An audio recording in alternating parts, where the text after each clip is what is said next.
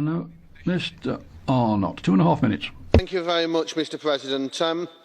We all do indeed have a human duty. There are 1.5 billion people in this world who are still living in poverty, who are deprived in some ways that we in the West can only imagine. We have a human duty to do what we can to help, but to me this report is far from ideal in terms of identifying the problems at European Union level and also in terms of seeking what solutions we should seek.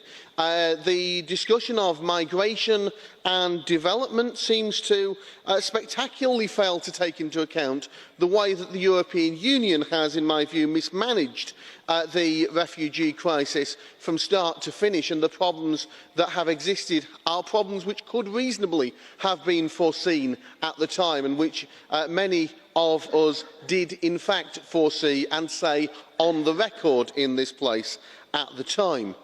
It seems to me that this report is pushing towards greater EU, more EU control. For example, it mentions Common Asylum and Immigration Policy. I just wonder if people in the United Kingdom actually knew that there were moves in this place towards a Common Asylum and Immigration Policy, how that would impact on their view on June the 23rd.